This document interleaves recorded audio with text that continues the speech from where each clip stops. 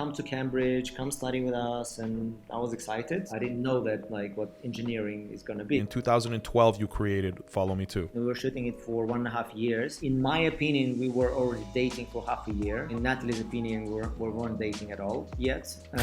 If a girl comes with you to another country and you spend a lot of time together, you stay in the same hotel, in the same room, for me, it's already dating. I've never seen such realistic imagery. Brand logos inserted into these visual effects. I've sensed that we have like 1 or 1.5 years left of that. AI is kicking in heavily. You don't think there's longevity to it?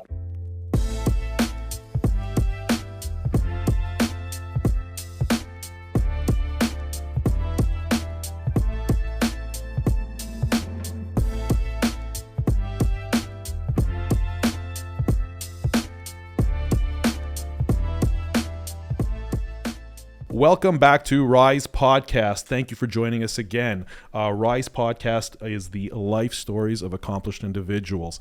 And the premise, as always, for this podcast is to speak with accomplished people and understand their life path, understand what makes them tick, and to extract as much value from the experiences of our guests. Today, we have Murad Osmann with us, and this is a very special episode for me because Murad and I, we met.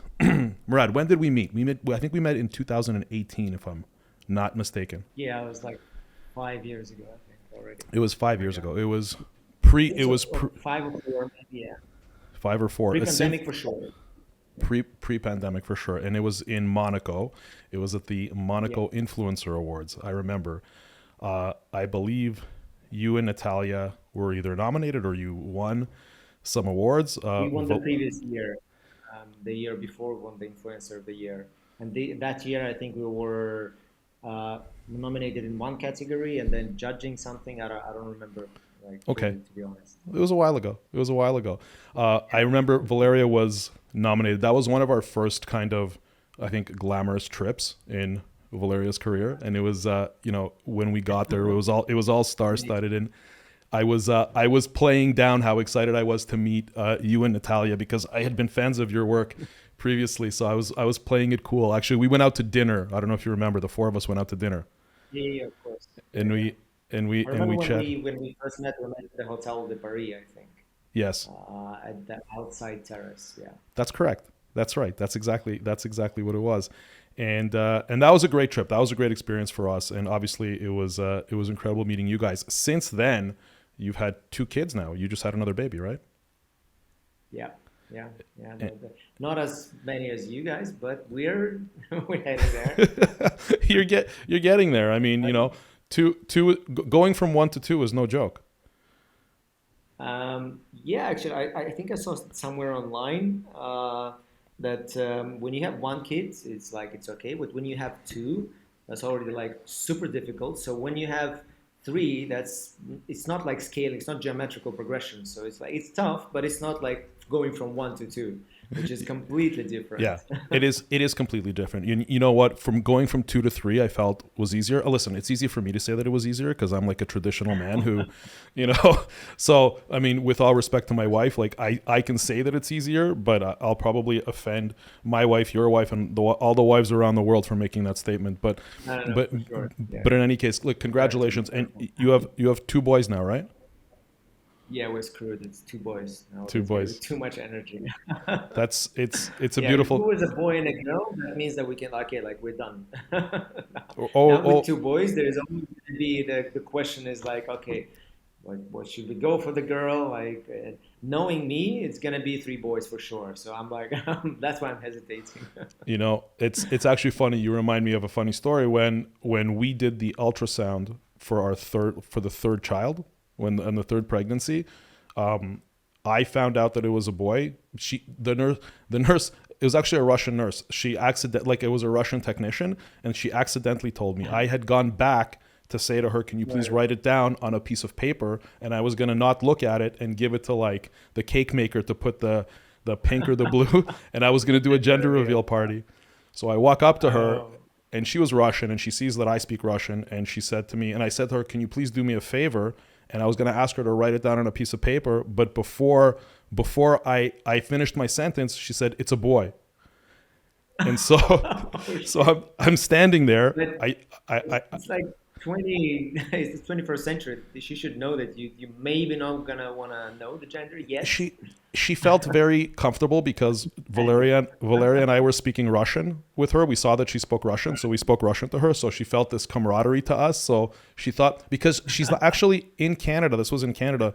They're not allowed to tell you the gender of the child at like the 3 month mark. They're not allowed. Oh, So she was kind of telling me yeah, as like between us. And so when she yeah. told me, I was like, damn. I turned around and I walked back to the waiting room where Valeria was waiting, and in my mind I said, okay, I'm gonna lie and I'm not gonna tell her that I know, and I'm gonna pretend. Until the gender reveal party that I don't know, and then I'm gonna act surprised at the gender. So I was formulating this in like the 12-second walk back to my wife. When I went around the corner to see my wife, she looked at me. She looked into my eyes, and she's like, "You son of a bitch." She says, "The next one better be a." She goes, "The next one better be a girl." That's what she read my eyes. Like it was like written on my forehead. It's a My boy. God, you're screwed. Like you're not allowed to do anything dodgy. Yeah, I gotta be really careful. I gotta stay on her good side right now because now she has No, three no, boys. Natalie's the same. She can sense the second I'm out, so we're like, why is the shampoo moved? I'm like, what? Like she remembers everything where it's ever, so she's gonna know the second I. It will be the same situation for me as well. I think that Yeah, you and I could. they have the extra. What's sorry? What's that?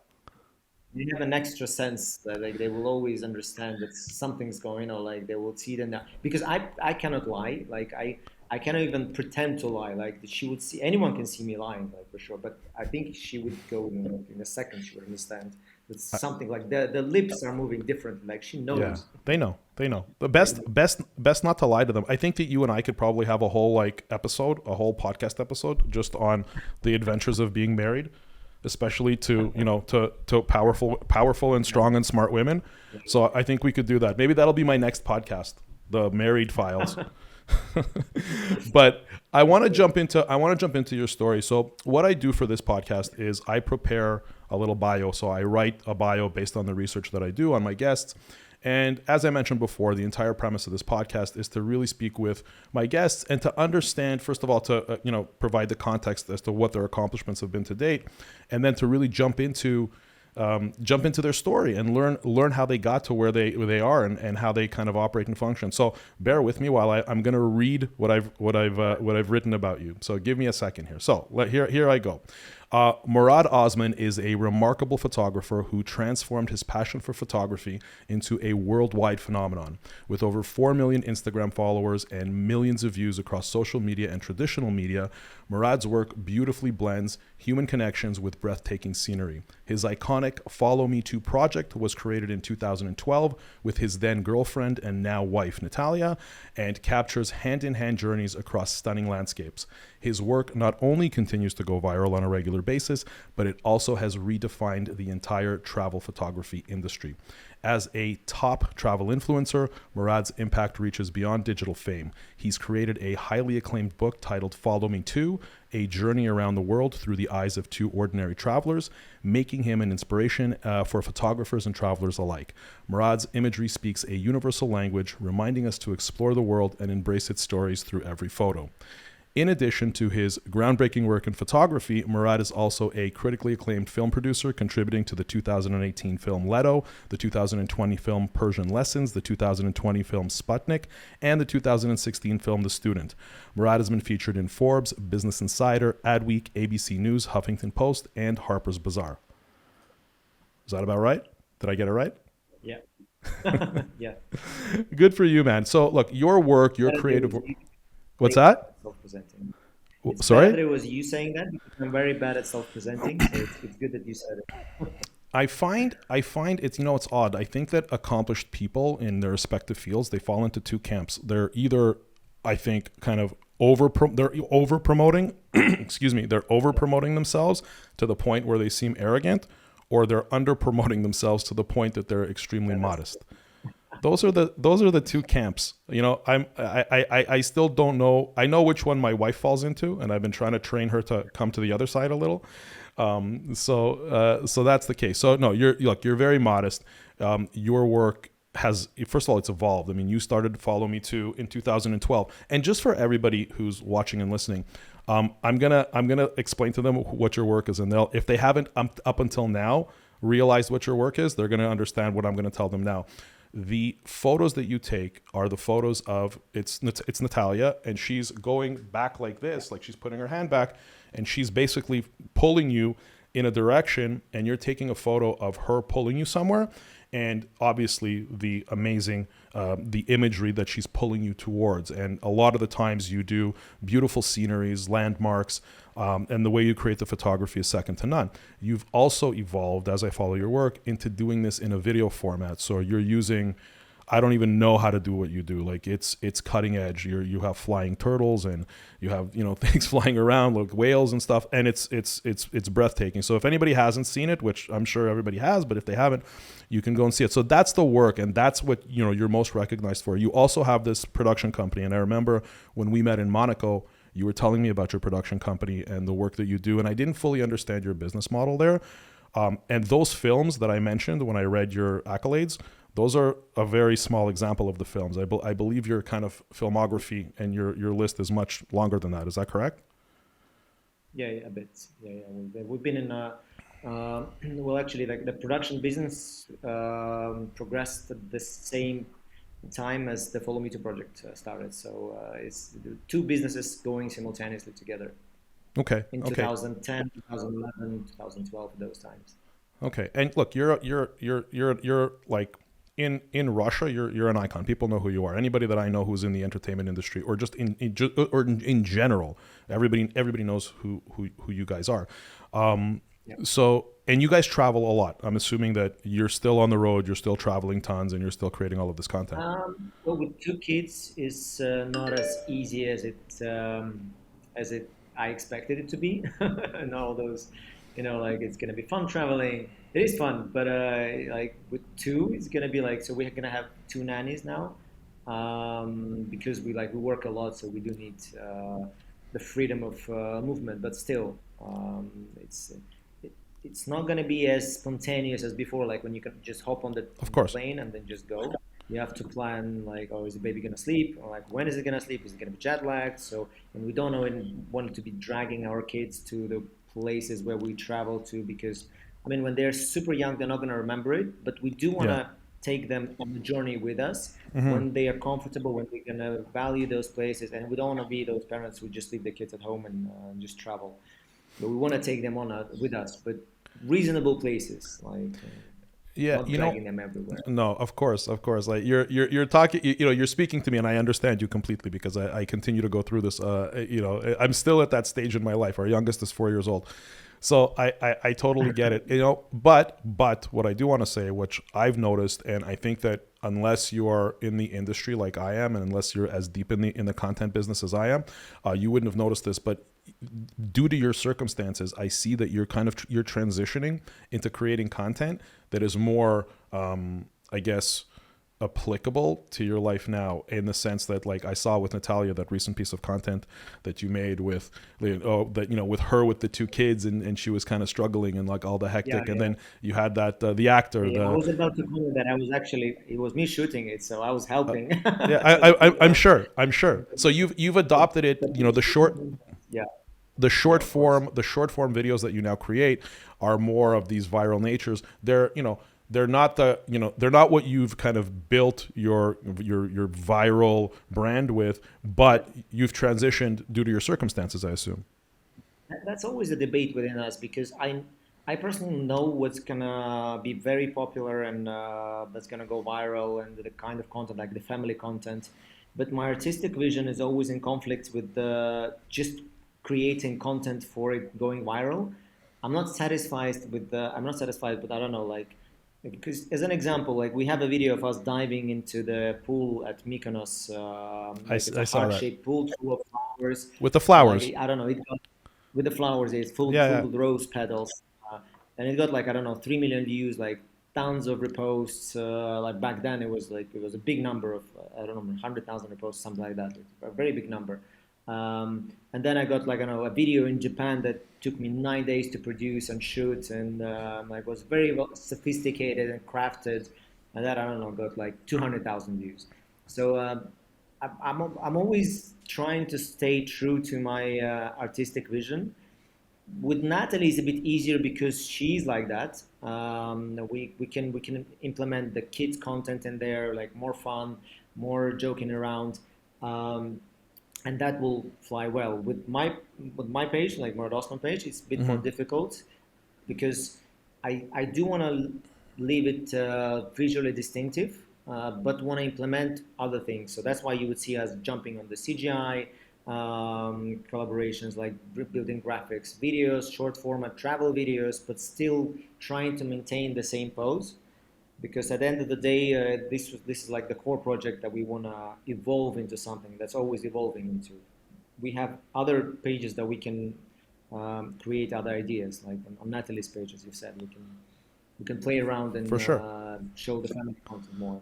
And all my partners and other in the business as well, the ones that are trying to promote me, talking about myself more and like Hmm. going into the business online, they're always telling me like there are two different visions of you. You in person is one person. You on social media is completely different. You need to show people yourself.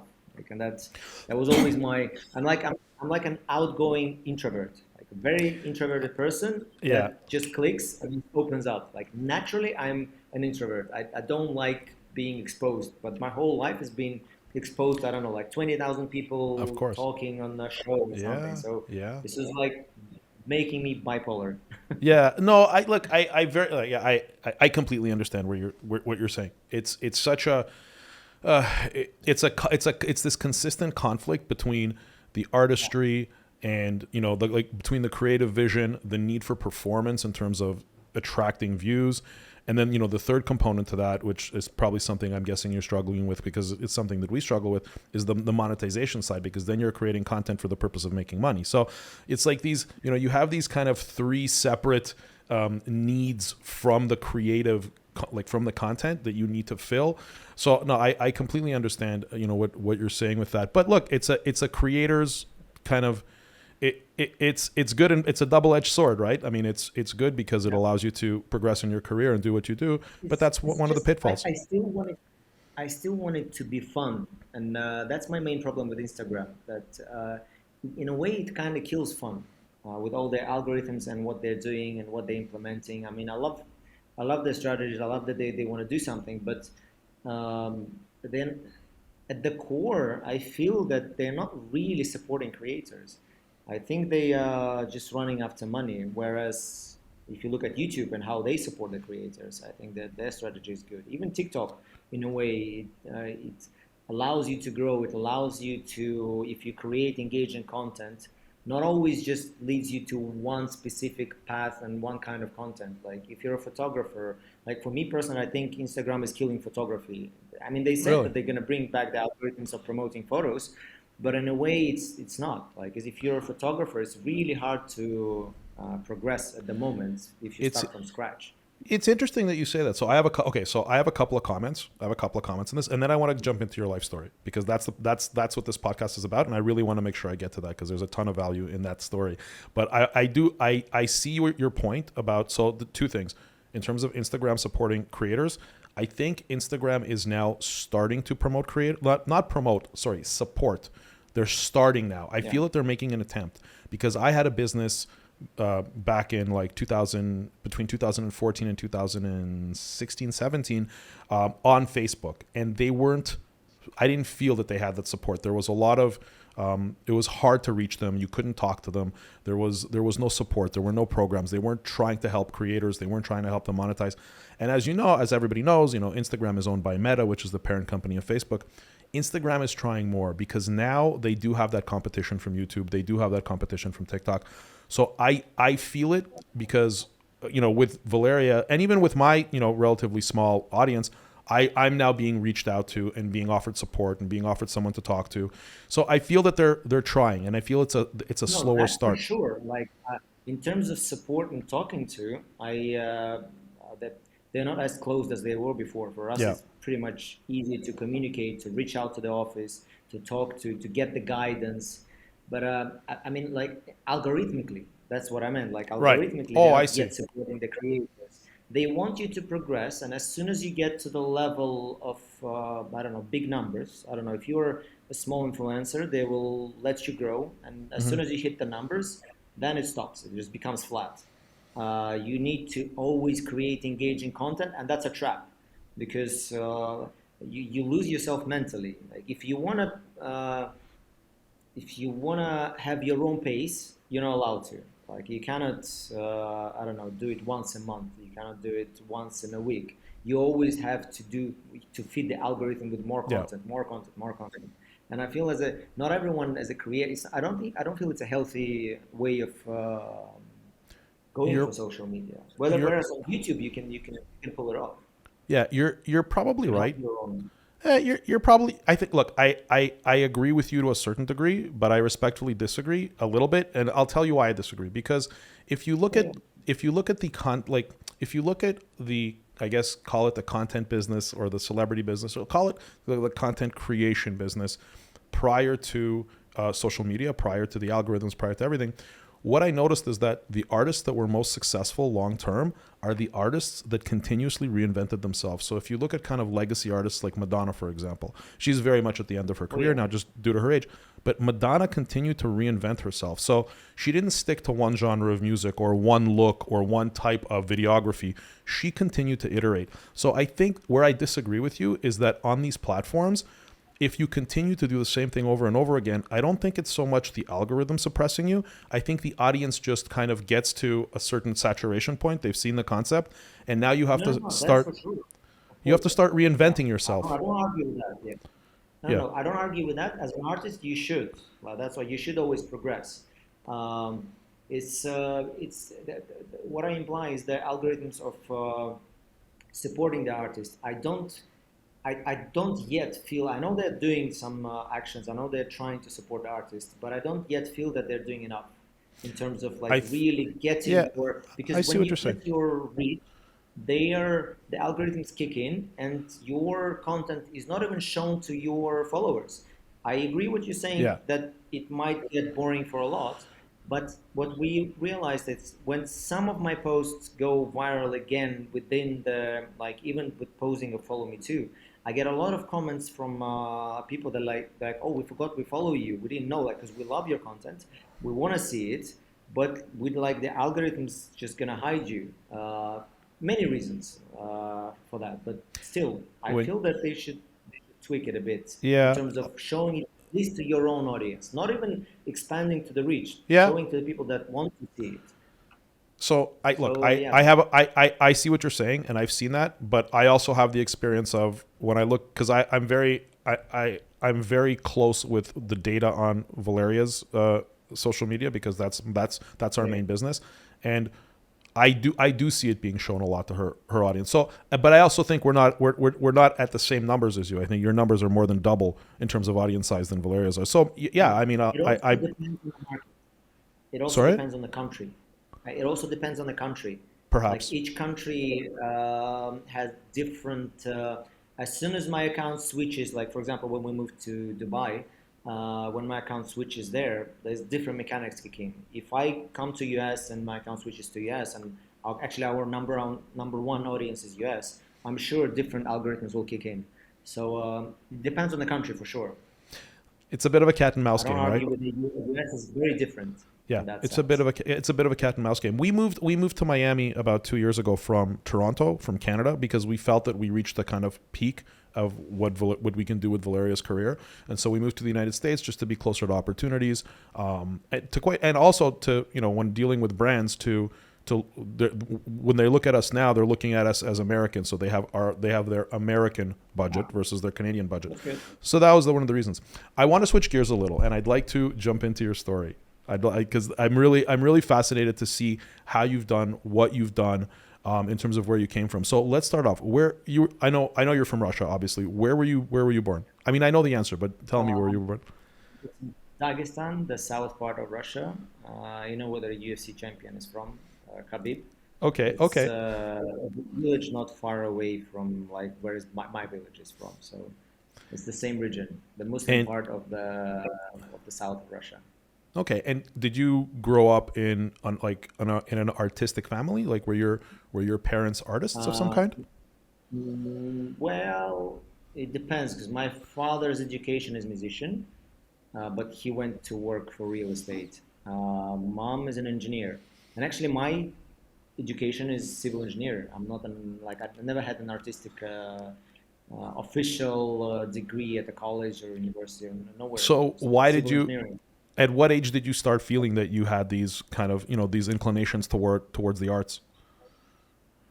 I always like doing something artistic, like for taking photos for fun, drawing things. But I really spent more time when I failed my first year at the university. Oh They wow. kicked because in my university, like Imperial College London, if you in engineering as well, if you fail at least one exam, you kicked out of the university. So basically, I failed several, so they kicked me out for a year. So I had to come back a year later to pass all the exams again and join the like I don't know year two at that time. And so my all my friends moved on to another year. Wow. And So so and I you had got to held back. yeah, yeah. And And that allowed me to have like an additional year to study photography and to study engineering back again because I had to come back and actually finish my degree. and you completed your degree. Yeah, yeah, yeah. I got the master's in engineering. So like to make my family, my most importantly, my grandfather happy. I was like, okay, this is my degree. Now I'm free to do what I want. So in 1980, okay, so you were born in 1985. So you grew up in Yeah, the you grew up in the 90s, right? Or like you started getting like you were at 95, you were 10 years old, and then you started yeah, kind of, you went from there. And I guess my question is that growing up, because I want the listeners to understand the circumstances, right? It's now 1995. It's kind of post. There's been a huge political shift in the nation, yeah. and you're growing up in this environment. So with young kids, was it all about, okay, you're going to go to school, you're going to become an engineer? It sounded like was it like this cookie cutter thing where you got to go to school, you got to become an engineer, you got to go work at it, like it kind of tell No, me no. about the Well, dynamics there. my parents were actually, I mean, the patriarch of the family is my granddad. Like all comes from him. But my parents were very supportive for whatever choice I make, as long as I fulfill and go all the way. But if I make the choice, the decision is mine. So I actually loved maths all my life. I was very good at maths, so like 100% all the time because of the teachers. I guess I get Hmm. some very good teachers when I was a child, and. In 2001, my parents and I had to finish my school in Russia, the last two classes in 1 year. Yeah. So they told me if you wanna go, you can go to England and study something there. Like you can choose whatever you want. So how did you So end up going for to England? me, I don't know. There's some people coming and showing like, come to Cambridge, come study with us, and I was excited. At that time, I thought it's gonna be fun. It's like moving away from parents. It's gonna be fun times, exciting, college, university. I didn't know that like what engineering is gonna be. So I decided I'm gonna go. I want to choose math, and I chose math, physics, further maths, like all the things connected to like becoming an engineer because my other direction was to become a journalist, and that kind of got killed off by my granddad and the parents because they were like asking me, "Are you really want to become a journalist? Like you need to be very good at a language, you need to be very good at the profession, you need to have a passion for it." And I didn't have a passion, so I decided, okay, I'm gonna go for So engineering. so the reason they advised you against journalism wasn't because they thought maybe financially it wasn't the correct move, but they just saw that you weren't passionate about it. Is that Well, correct? there were several ways to go. Like for sure, the passion. Well, for my parents, it was passion. For my granddad, probably as well. It's not a profession. Like for him, the profession is I don't know, a doctor or an engineer, preferably an engineer than a doctor because we didn't have doctors, like only one in the family, so preferably an engineer. So I guess it was his inception in the years before that, and he was not pushing. He was very smart about it. So he was just implementing this idea that this is like very nice direction that you need to think about it. This is a cool profession. It's Yeah. never gonna go away. You're gonna become someone. That always stick in my mind, and I didn't know that engineering is only like 20% math or like 15. The rest is physics. and I actually hated physics. I only realized that when I got into the university that like, oh my Oh, God, I'm screwed. okay. So what? It's gonna be Okay, all is physics. sorry. So you're this Yeah, is the further university maths, still. like This is the university still in Russia that you're talking about. This isn't no, no, London. This no, isn't. in London, in London. So Oh, in I had London. to study. I had to study 2 years in Cambridge and Okay. live in the host family. And I thought this is going to be like fun times, but it was a very strict family. Oh There wow. was very English, like not English, I would say British. Even the Queen congratulated her with her birthday or something, with a Oh jubilee. wow. So Oh she was wow. Okay. very by the rules. So, and I was, I mean, it sounds fun, but when you're 15, 16 and you're coming to a new country, you want to have, I don't know, you're alone, there are no parents. You have to come at 7:30 at home for dinner. If you're there at 7:40, that means that the dinner is going to be thrown away. So like you're late, no dinner tonight. And You have to come home at 10 when you're 16, 10:30 when you're 17, and when you're 18, you're allowed to come back at midnight. and were this? Hold on a sec. So I mean that's it's interesting, but I'm trying to understand. How did you get connected with these people? So did your family choose? Were these people somehow connected to your family that they knew they were sending you to this super strict To the host scenario? family, you mean? No, no, Well, no. We didn't know. We were offered to the because to get into university in UK, you have two programs: A levels or foundation. A levels, more sophisticated program that you need to spend 2 years again back in the school because I already finished my school in Russia and I have to do it all over again for 2 years. But that gonna get you in better universities. So I decided that I wanted a challenge. I'll go for A levels, 2 years in Cambridge. Nothing's gonna go wrong. Maybe like a very beautiful city, but I must say like a city full of students that just all the lights go off at 9 p.m. That's it. Like literally nothing happens in Cambridge back then, 2001. very You only have like different. a snooker club and one bar, and that's it. Nothing. Very different than where you came from. Yeah, People are completely more, different. And yeah. People are more social in Russia. and because I was very social in Russia, and Yeah. coming to Cambridge, it made me a close person because all the Russians there, they were just, I don't know, drinking heavily and partying. And I was there within a host family and they were living in the halls of residence near the college, so they were pretty much allowed anything to do. And I was living in a very strict host family, so I wasn't able to do as many things that I wanted to. But hence, like looking back in time, I think it was a very good direction because I was the only one who actually got into a very good university. So So I do had you to think it study gave you, 2 years. oh, 3 years you were there in London? No, no, 2 years. 2 years I had to study in Cambridge to apply to that university. I see. And I see. and the first year, by the end of the first year, you have to write down the university that you want to apply to, and then they're gonna have like you're gonna have to write a letter as well, explaining why you're so good and like why you can they're gonna let you in, and your teachers have to predict your marks, your grades. Hmm. So based on that, the university might accept you, might not. So I had to my predictions were A, B, and the university said like Imperial College, they said, okay, we're gonna get you if you get those predictions. And I didn't. I underperformed. I got I think A, B, B. But Okay. then um, one of the courses that I took was also Russian.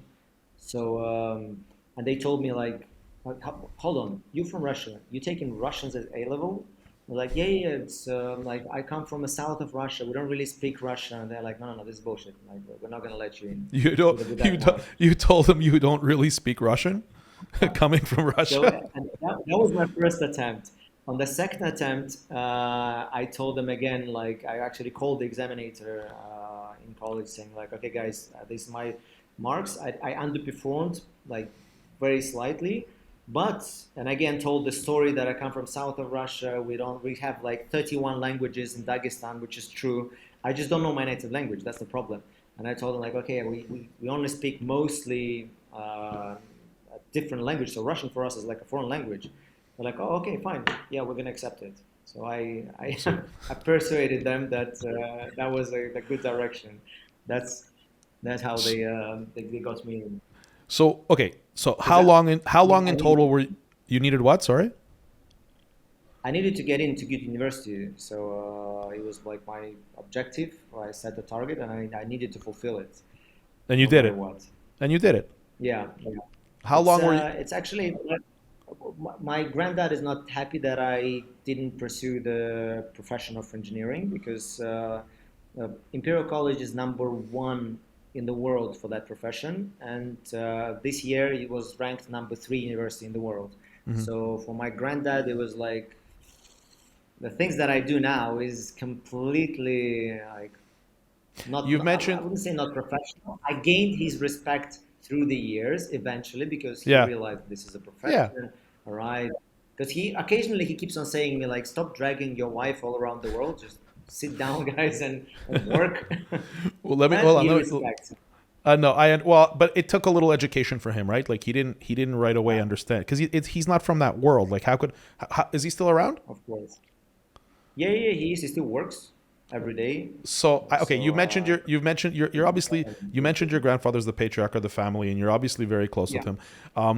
I'm just curious. What's his background? What does he do, or what did he do? He is how would you call it? An engineer of radio locators at the airports. So basically, his factory would provide all the infrastructure for the airports for the planes to land Okay. across the world. Like I don't know, Saudi Arabia, Oh wow. Iran. Before, like when Russia was friends with Europe, it was Europe, Yeah. Chile, so across the world. And And this was he actually travels a lot, but not. He's getting older, so he doesn't travel as much as he used to. But I remember he went to Chile for an airplane show, and he told me like, "Oh, I'm going to Chile. Can you book me and my young friend flights to the Easter Island?" I was like, "Okay, how old is your young friend?" He's like, "Yeah, he's 75." So they just went like Chile's, I don't know, like 15, 17 hour away from right. Moscow, and then another 6 hour to Easter Island. So that's Okay. every time he's mocking me. I'm telling like, look, I got the example from you. Like Right. you're the one that travel a lot. Okay. So when did you? How long were you in the UK for? How long were you studying there, and when did you Eight return back years, to? 8 years. 8 years. So I got into Imperial College in 2003. I failed miserably my first year because going from host family, I went to the halls of residence in the university, and you can imagine from Uh like huh. 100% control, zero control. And that was like the times when I don't know, I got partying every day. When I didn't go to university for I don't know half a year or something. So Wow. I would wake up in the middle of the day and then just come for the second lectures, like Got it. the 2 3 lectures left. Yeah. And in engineering, you cannot do that. You will never be able to catch up. Like I only realized it later. I thought like I'm gonna be cool and I'll just catch up. No, no, no. Yeah. Literally for the next after I failed, which was like I mean it was a tough period of time to tell my parents that I failed, which is a tough thing to do because I've got into the university, I've made them happy, and then I failed because I was partying, not because I lost my motivation, because I was doing some foolish things around. So So I had how did you cover that up? I had to come back to Moscow for a year. I had to study every day, and I managed to bargain in the photography classes as well. So Okay. that was my trick. I'm studying engineering, but like just once a week, just do photography for fun. Did you actually ever work as an engineer? I came back, and since then, for the next 4 years, I literally lived at the library because, like, me and my friends were 2 months before the exams. We moved to the library. We would sleep there. I would study non-stop so that I like because it's very tough. Like, you need to know earthquake mechanics, rock mechanics, fluid Hmm. mechanics, structural mechanics. Like further maths and mathematics were just the easiest things around. So there's a lot of very technical things. I got my degree and I went to apply for because when you finish the university in UK, you're allowed to work for 2 years. They're gonna grant you a visa, no matter Okay. where you're from. So I got my degree, and then I went to apply for some jobs, some oil companies and construction companies. And I went to several interviews, and I think the first one was in Birmingham, and they really loved me. And but I only went there because I thought this was like a center for interviews, and they're gonna send me to London because I lived in Cambridge for 2 years. I didn't want to live anywhere in UK apart from London. Sure. So they told me like, okay, we love you. Come join our office in Birmingham. Like, no, only London. No, I'm not gonna go anywhere. So the second one I applied was for their oil company, and I went to the final round, and they told me like, we loved you. Well, you were very good. You performed well on all the questions. But when we asked you about photography, we saw that your eyes sparkle. But when we asked you about engineering, you're just answering correctly. We feel that within a year, you're just going to leave us. I'm Oh like, wow. okay, maybe.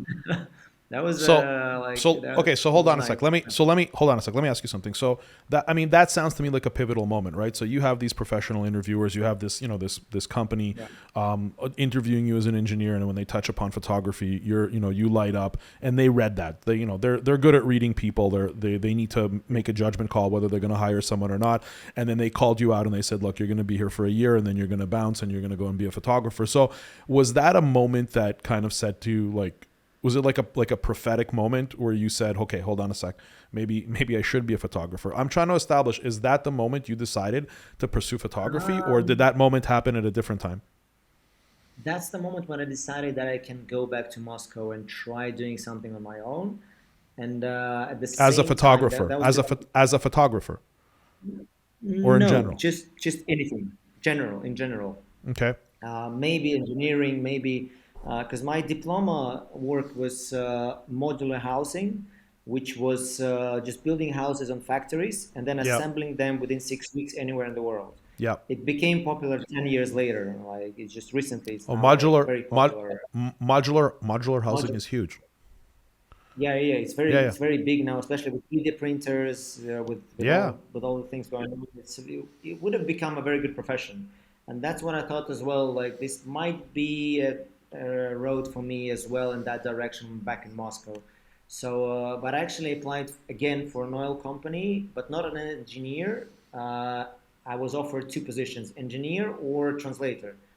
I decided I want to become a translator because that way I will have connections to the top managers rather than just being an engineer for a very long time. And being savvy in engineering, that will help me to communicate and to build relationships. And So build I ended relationships for up what? Sorry, build relationships for what purpose? What was your strategy there? building What did you need to? relationships to do some businesses later on, to have connections, to not to become an engineer, because my end goal was still to have a business or something. Okay, so Because you I was okay, so then always parallel interest in business. right, so then you had oh, sorry, so then you had the intention to become an entrepreneur. So Yeah, you yeah. always In had the something. intention I didn't in know something, that. yeah. I always wanted like engineering for me was just a step to be part of a company, to understand the niche, to understand the industry, and then eventually to build something of my own. Because for me, um, routine is a killer. I Right. cannot follow the routine. Uh, I need the routine to progress, but I cannot be always a slave of routine. I need to have freedom in movement, freedom of business, freedom of choice, creativity. So it's always a mix for me. But whereas if I worked in engineering, like I see with all my friends, there was only one path that I can progress to become the top engineer, and that's it. Like there's nothing else there. At what age was it in is it something that was instilled in your family? I mean, at what age did you know you so okay, I mean, I'm kind of going back now because from the beginning of your story now, it's not just what you were doing in terms of going to school and just everything up until now. It sounded up until now like it was based on being an academic and then having a profession, but that's not the case. This was always you always had the lens of becoming an entrepreneur It throughout was all of always this. my idea of basic education. I always wanted to I have see. some core base that I will be able to jump from. Now I realize that I should have also maybe done business education or something, but it doesn't limit me here. I I can have the still do same. it now with the degree and everything. Yeah. I have a lack of knowledge in terms of business. All my businesses eventually they are very passion businesses. Like I Sure. see the niche, I jump into it, no matter what the consequences are. and then I just develop it, or I work through a partner and connect it to a partner, whether it's Natalie being my wife, Yeah. or whether it's my like best friend or something. Like I always bring a lot to the partnership, and we all progress. That's my business model. And after like things changed a lot in Russia, and now I'm trying to build teams. This is my next step, and for that I like education and business, of course. For Right. that I need to study. And Well, but since yeah, but you have I practical business execution practical, knowledge. yeah, practical business execution, not the Let me theoretical, which sometimes I feel I need. Oh, In well, terms of fair, building fair. teams, But let me ask you this. Let me ask you this. I mean, look, you're formally educated. You've completed high levels of education. Do you feel that it's necessary for today? So if you were advising a young person who's about to enter, like let's say in their late teens, and they were deciding on where they want to go in life, and they know that they're ultimately going to be entrepreneurs. I'll put it to you this way: your sons, when your sons are going to be at the age of let's say 19, and they've told you and you see in them that they could be entrepreneurs, are you going to advise them to pursue formal education for let's say from the age of 19 to 27 to get let's say a master's degree or whatever, or are you going to tell them that that if they want 7 years to. is better spent going into business and learning and executing and getting your education that way? Which of those two paths are you going to advise your sons? Can you hear me? Because I think I I can, was cut yeah, off for a second. I can hear you. So I still believe in core education, even with all the social media happening, Yeah. because trends come and go. But I also believe that now one education might not be enough, because things are evolving, or you need to have such education that will allow you to transform. For example, before, uh, when I was 18, 19, I would never choose something like philosophy. I would think of it like there's no implications of choosing philosophy. Like, well, No, which job are you gonna get? But now I feel that critical thinking and being able to change yourself, being very versatile, and I would think that philosophy is a very good degree to be able to debate, to be able to talk, to be able to think. Um, it's a very interesting position and to have a basic degree at. And I would support my case if they would go for something like philosophy. right. Apart from being like, I don't know, like a doctor or like an engineer or something, or even a business. I just think that you just need to have a mind that always wants to learn, and it doesn't really matter what. Like it always needs to have, it always needs to be hungry, I agree. and you always be hungry. You cannot be in a position where you're satisfied with your wealth or with the conditions. You always need to, if you don't have problems, you need to create the problems for kids. So they need to overcome those obstacles. Yeah, And yeah. like even though that we progressed and got popular on social media, I don't think this is. I consider there's business there, but like you really need to work your ass off to get to those levels. It cannot be just fun things going around. You need to work No, on it. of course, of course, You need of course not, of course not. No, look, I agree with you on all points. What? number one profession for kids what they want to become. They want to become influencers. If you ask in schools, Yeah, and I yeah. think this is a very tricky thing. Like if everyone wants to become influencer, it's I I don't don't know. think It's a it's tricky job. everyone. I don't think it's everyone. I think when you ask a child who, I think children in general, what they lack is inhibition. So when they're really young, they think, yeah, I'm going to be an influencer because it looks so cool. But when they actually get in front of a camera and it's time for them to record, Yeah. I think a lot of them will drop off then because the stress of being on camera, I think, is real. So I think it's like it. You know what? So okay. So I don't know if in Russia this was the case, but in America and in Canada, when you ask the child, let's say 20 years ago, what do you want to be? I want to be a fireman. I want to be an astronaut because those were the glorified vocations at the time. But now the glorified vocation through technology at scale, through the internet at scale and mass communication, that's what's in the forefront. It's no longer the astronauts and the firemen; it is the influencer. But like I said, like as soon as they have to get on camera, I think 90% of the kids who thought when they were little that they want to be influencers, they're going to drop off when they understand that it's not what they think it is. So yeah, I can see what you're saying in terms of kids wanting to become influencers. But let me ask you, when you went from you got your formal degree, excuse me, you got your formal degree, Right. you So did you end up working in engineering? I'm just trying to pinpoint the transition from No. this kind of official engineering person to from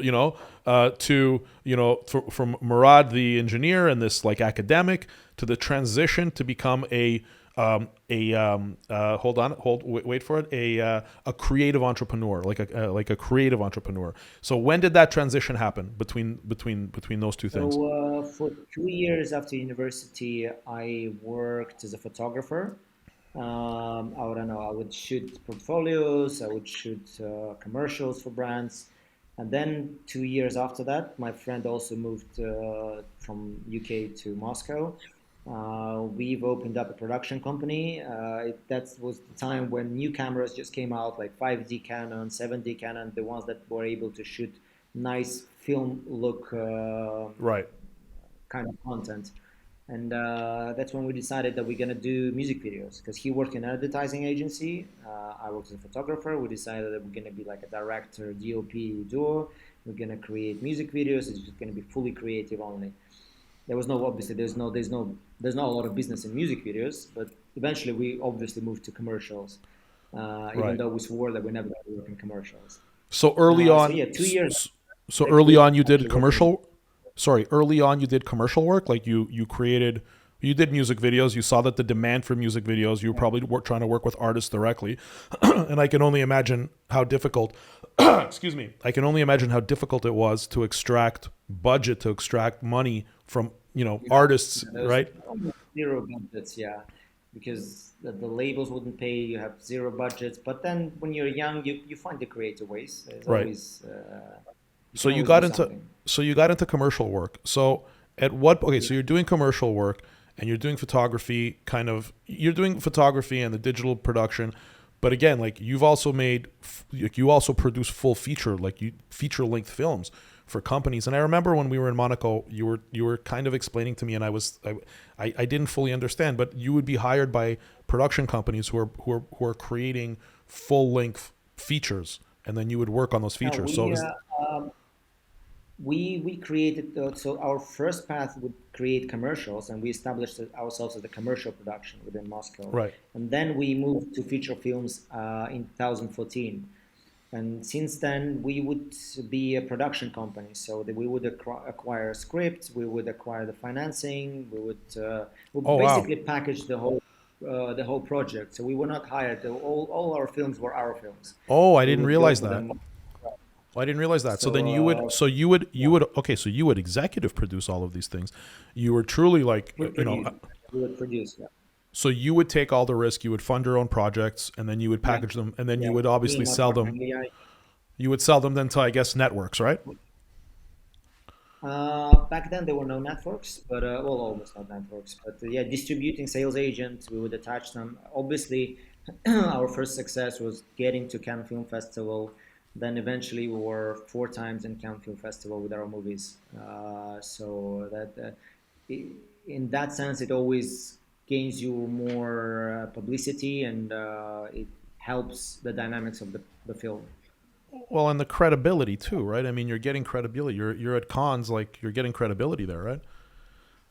Yeah, yeah, for Did you sure. And that's did that's where we develop. Yeah, did you enjoy making you're feature saying. films? Sorry, did you enjoy making feature films? Was it a passion? Um, it was a passion of my partner, Ilya. So he was the one driving me always from commercials to the feature films. It was his passion, and I was following the passion of my partner. Um, I liked doing that, but still, like you need to have passion to do something. So I'm not pursuing it now as much as I used to. And Ilya actually, after the war broke down, he moved out of Russia and he's concentrating mostly on European or American projects. Okay. In So it's a different 2012, kind of. in 2012 you started the Follow Me To. It was 2012 if I'm not mistaken, correct? In 2010, we started shooting it, and we were shooting it for 1.5 years. And I think end of 2012 it gained popularity. Okay. So we were So doing it for quite a long time as a project it without wasn't any it recognition. it wasn't an instant hit. I thought it was an instant hit. No, no, it wasn't. No, no, it So wasn't like 1.5 years. It was a lot of locations, a lot of places. And as soon as we start doing more sophisticated shots, and I remember like the exact one in Spain in Granada that we actually took some outfits and it was a flamenco style. Then from that on, Yeah. it went viral. Okay. Yeah. And I've read the story. Excuse me.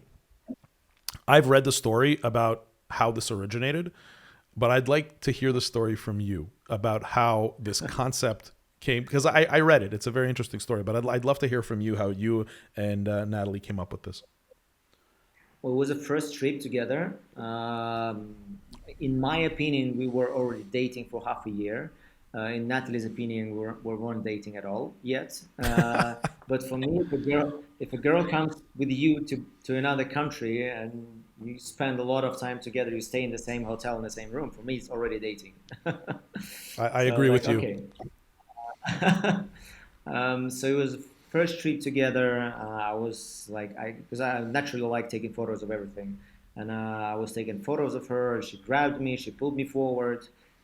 I took one photo of that moment, then retouched it. Back then, like I used very heavily retouched apps on social media that it came out. No, not social media on iPhone. Capture Plus, I think that was the first app. And then we were doing that across the trip actually for across the Spain. We went road trip across the Spain, so we took a lot of photos there. And then we went, as I said, like 1.5 years. We were just having fun taking photos.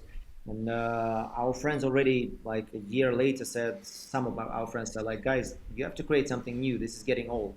Yeah. So, but again, because it was a passion thing, we didn't listen to anyone. We just continued doing so.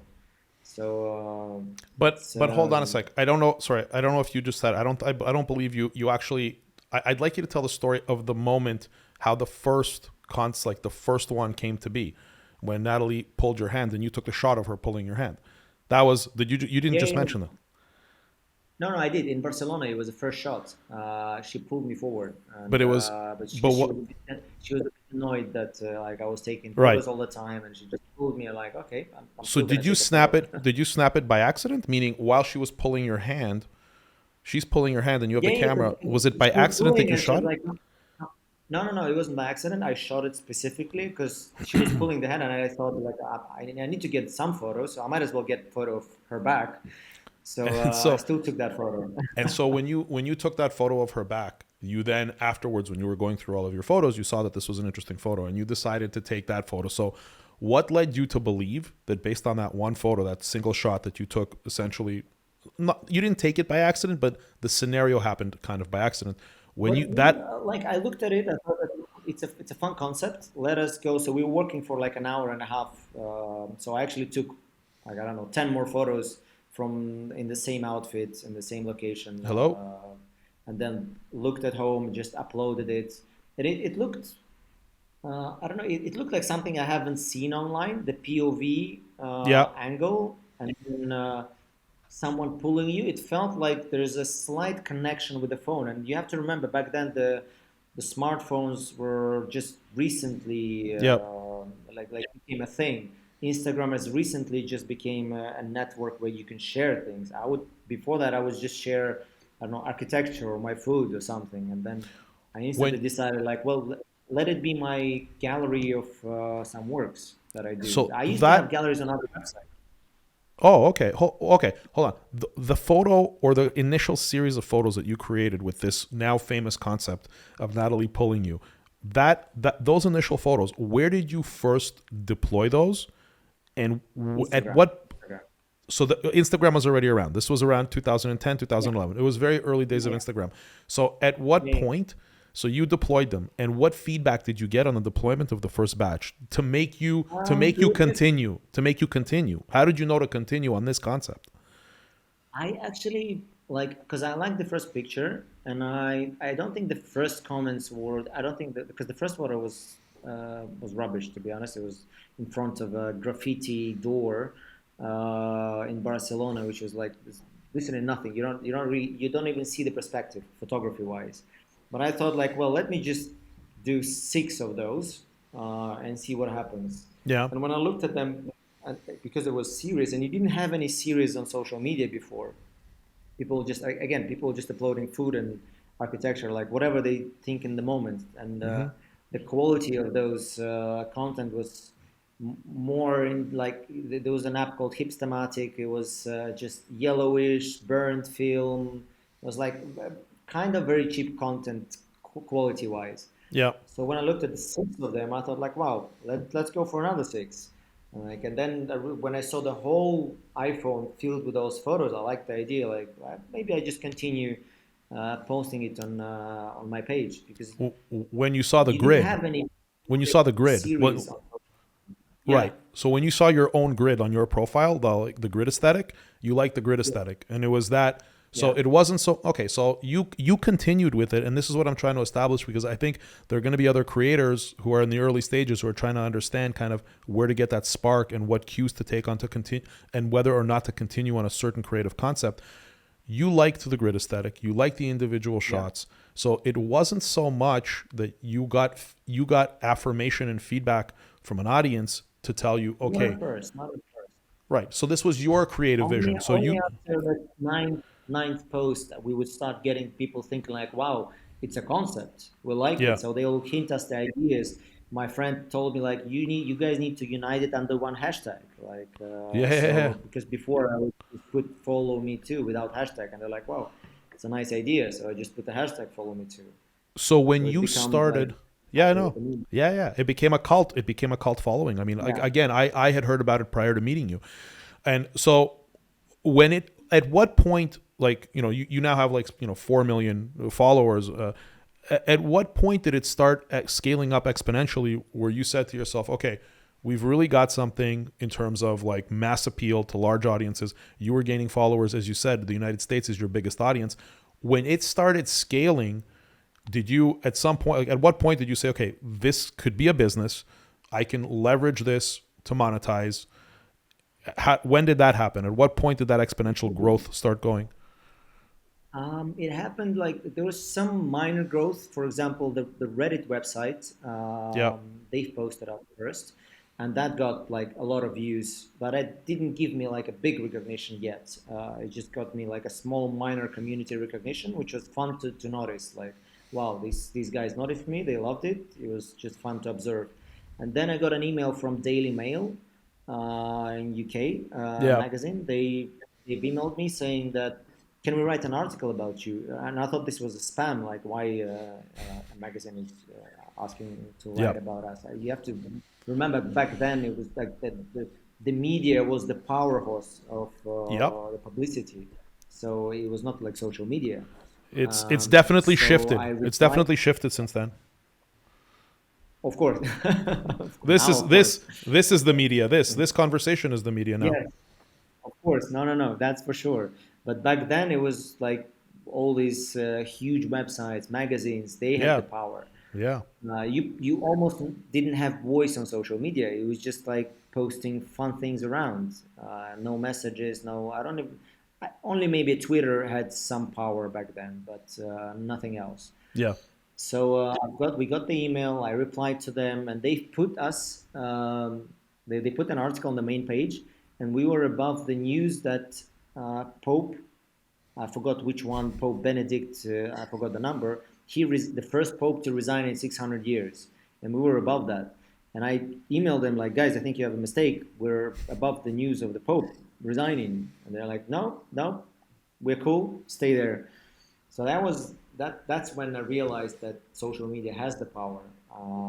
And we were there, I think, for a week or something. Like it was a very long time, Wow. and that And so gave did us that huge. so that article, so okay, I'm assuming that story then got syndicated and like it got picked up and then syndicated to other publications because that's how Yeah, that kind of viral news. German, US, everywhere across the world. You know, Like you know people what's came and did interviews.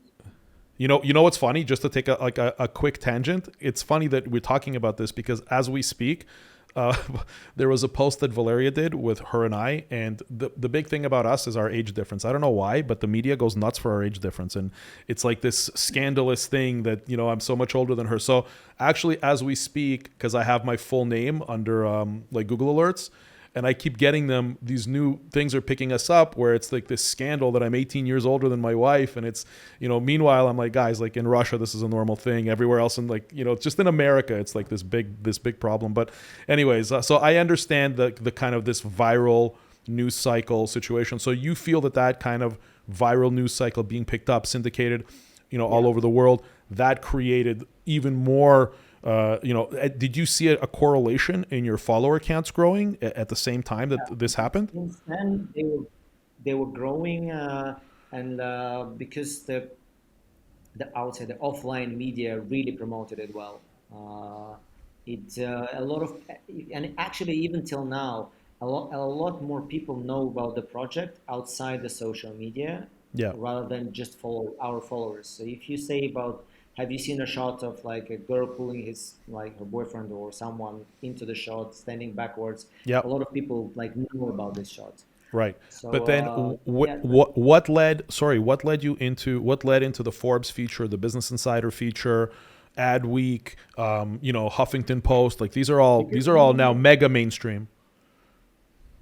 um, well, I guess because the project became more and more popular as the social media was growing, and we decided that we need to, well, all the steps that we've done, we decided that we need to have offline presence as well. That's why we wrote a book, and our initial partner on that was National Geographic, and they pulled off because they thought that coffee table books are not popular anymore.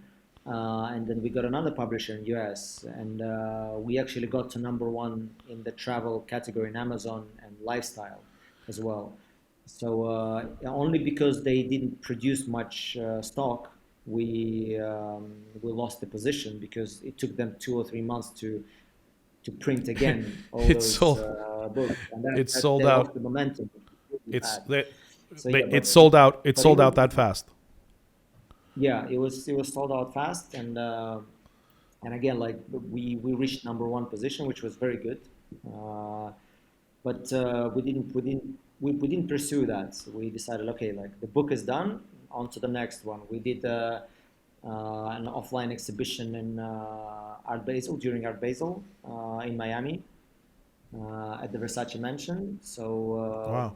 that one was also like establishing something because we were super lucky. We had back then a partner from US, Tony, is our very good friend. He recognized this. I think I got his email. He's actually the one that taught me on how to do like the business side and how to value your brand and your project. Because he has a concierge company in the US. I don't know if you heard like 400. It's called 400. I'm not familiar with it. Um, but like he's very business savvy, and then he just emailed me. He's like, hey, I just loved your project, let's just chat. And I love the conversation. Since then, like for several years we worked together. He was our agent. In discussions together we decided that we're going to reject 95% of the commercials that were just jumping You're on talking our about train, and you're then we you're would talking about brand deals. You're talking about brands who are approaching you brand to. deals. Yeah, yeah, yeah, brand And so deals. then, so in the absence of brand deals, how are you, Yeah, if you're able to say, how are we were you just building the monetizing? brand. We weren't monetizing at the beginning. We were building the brand, we were building the audience, the community, the presence, the content. So we were concentrating on content first. And then when we reached certain level of audience, we decided, okay, we're only going to work with the brands that match our philosophy. So one of our first biggest projects was Google, and we did a collaboration with them, and they actually shot a story about us, like a big production. We created a Follow Me to photo for them. So we basically acted like an agency within ourselves. So the brand would come to us, we'll have a brief, then we would digest it and come back with the 360 campaign where we can create just short format content, longer format content, outdoor advertising, some stories behind it. So that's how we would work. And And we work like that since. was that like just kind of like, was that a really satisfying moment for you when, you took this concept and you had your passion for photography, you had Natalie, and you're creating this content with the person that you love, you're having fun doing it, and then to be validated commercially like that. And I think a lot of people and creators specifically, they don't really like, I don't think they value it enough. They don't value when a big brand like Google, a huge brand like Google comes and validates your work and says, we want to put money just to be aligned with you, just to have our brand next to yours. How did that feel for you to have that kind of commercial recognition? That was good because it was a perfect brand to match up with. They respected the artistic view. They didn't put their logos everywhere. They didn't shout Google in this commercial. It was just valuing the artists. And again, this was a collaboration between us and Google, and we loved it because it was something very comfortable, something that would cherish your artistic view. And And obviously, brands like that are the best. sure. And did you continue to accept brand deals? Did you scale that up? Have you been Yes, continuing to monetize this project? that's our one of the main directions that we do, even at the moment. If a brand comes to us or if we approach a brand, we would basically what I do now is I have strategy people. Then we come to a brand, we see their problem, we create a strategy, and content might just be one of the bricks in the whole concept that we're creating for them. It might be us, it might not be just us, it might be Right. us and bringing the community together. If we work with, I don't know, destination marketing, whether it's Saudi Tourism Board or like across the region, because now we're based in Dubai, it's a bit easier for us to kickstart from there. So most of your clients are, would you say most of your clients are kind of travel based? Like they're in the travel industry, considering the nature of your content? I, I wouldn't say so. For example, one of the clients that we had was Colgate, and you wouldn't be able to match a toothpaste with like a No. travel project. So we saw that they have several ingredients. So instead of just shooting ourselves at the green screen and being talking heads, we offered Yeah. them, okay, guys, you have, I don't know, five ingredients, five different pastes. Let us go, and they were all ancient secret pastes, so they're all Asian. We said, like, let us go to actually to China, to go to those places, to go to the caves, the salt caves, to go to like I don't know, the Great Wall and have some lemons there. So we built a story.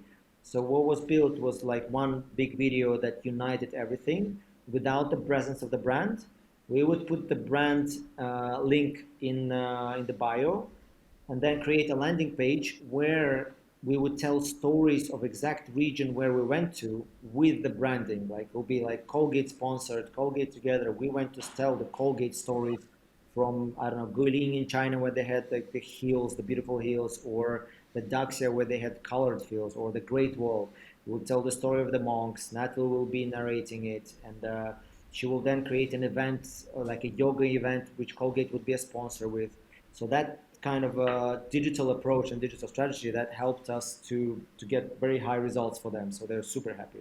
Amazing. Apart from That's us just incredible. being like talking heads on a Of green screen. course, of course. I mean, look, We always the get bl- one to one. the blend of the creative concepts, and this is something, I mean, look, it's similar to what we do. We have a 15-person company, and a part of those, that is like the creative team that collaborates with Valeria, where they come up with the creative concepts and they execute and they iterate and all this. So I'm very familiar with kind of with this process, and it's that, to your point, it's not just about being a talking head. It's like when you're creating this content, if you can take the brand's message and the brand's product and integrate that into a creative concept that will actually provide real value to the audience, besides just saying, look at this brand, but it's the content, it's the, anyways. So no, I see where you're coming from. So is that right now, is that your main business right now, is the Follow Me To, and this kind of call it an agency, this advertising agency within it? It's one of the businesses. If you were talking about the influencer part, then yes, one of the businesses is bringing strategy to the brands, to destinations, and then creating the ideas. Another one is that we build a CGI company that creates this viral VFX content. And this is a separate company that does it for me or for brands directly. So all Oh sorts of wow. brands, not even Oh, destination s- marketing. so the And the content. team is based in Dubai. Oh wow. Okay, so the content that I'm seeing with, like, I referenced the flying turtles and the balloons and everything, and Yeah. it's that's you've created like a CGI. You've created software to basically create these images? No, not the That's software. It's a team. It's a team of Oh, I creators, see. I see. CGI artists. So we have them across the world, but our production sits in Dubai to be able to reach the clients directly. But the actual CGI artists are across the world. We don't need them to be in one place.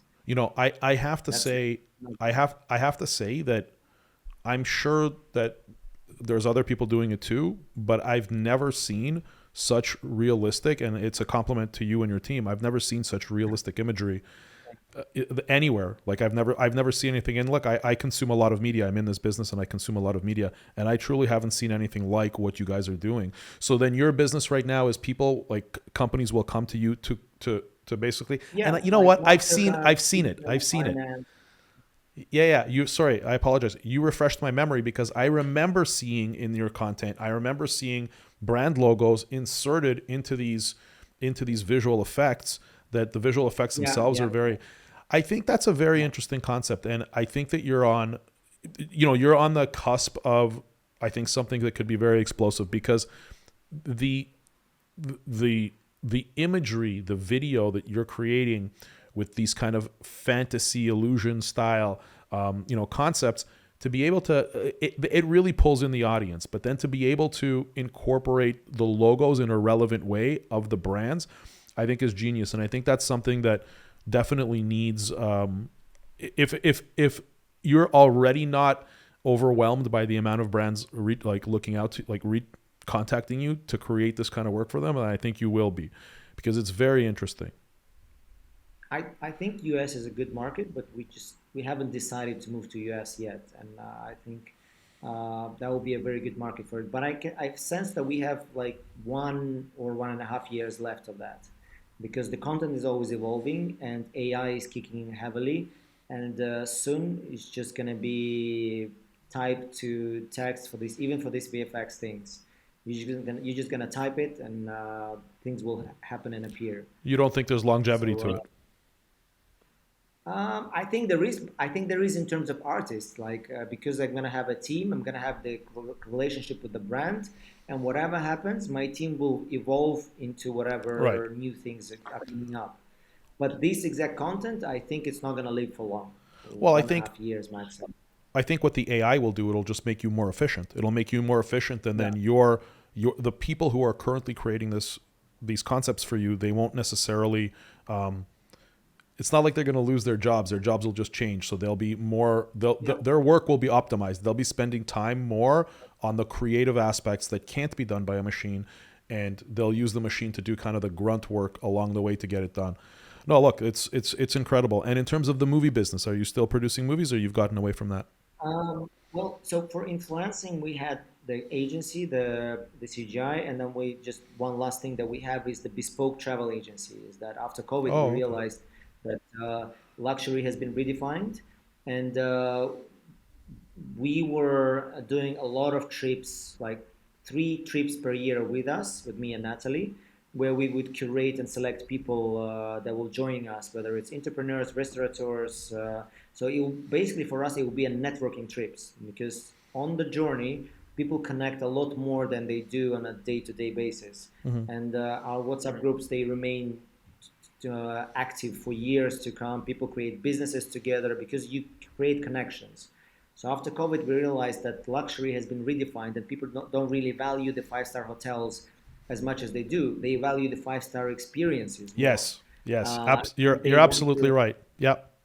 the memories that they're gonna get. So they, of course, they're gonna value the private jet and the five-star Sure. hotel, but they will remember the memories that it brought to them, not the comfort. So in that sense, we are bringing people like very wealthy, or influencers, or like all from different backgrounds. And we are, for example, like one of the trips that we did was India. So we would the entrance point would be Taj Mahal, a very beautiful hotel, and we would make them stand on nails. So this will be like initiation. The second location will be Varanasi, which is a city where they cremate people 5,000 years. It never changed, but there's a lot of death in there, but it's a Hmm. very happy place because people come there to die. This is their happy place. Okay. So we would go bare naked, bare feet in the temples. We would experience everything, and you have to. keep in mind that that city is probably the dirtiest city that we ever been to. Hmm. And we taking people out of their comfort zone, and then we end up in an ultra luxury Taj Lake Palace where they shot their octopus. It's a honeymoon destination.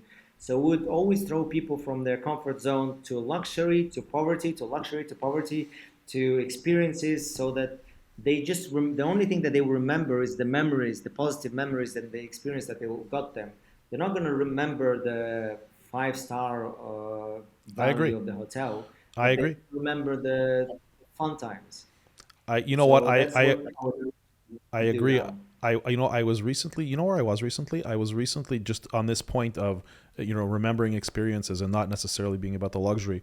Earlier this year in April, I was in Azerbaijan. And Oh, I was in Azerbaijan, and I was invited there actually by the government, and I got toured around, and they showed me their history, and a lot of it, and I didn't know it was, but like it was going to be the case, but a lot of it had to do with the conflict, which I as a Westerner, I didn't even know there was a conflict when I got on when I didn't even know, and when I got there, it's really I mean, look, it's really deeply rooted in their history and yeah. into their culture. So it was a lot about that, and it was definitely not a super luxurious trip, but it was probably one of the most memorable trips that I've ever been on. And I went by myself. I didn't take my kids or my wife, and I went into these conflict zones, and I went into just, and the other thing about it is that because like I was born in Ukraine, right? But I was born in Ukraine in 73. So I was born when it was like still like kind of deep socialism, deep, you know what I mean? So Yeah.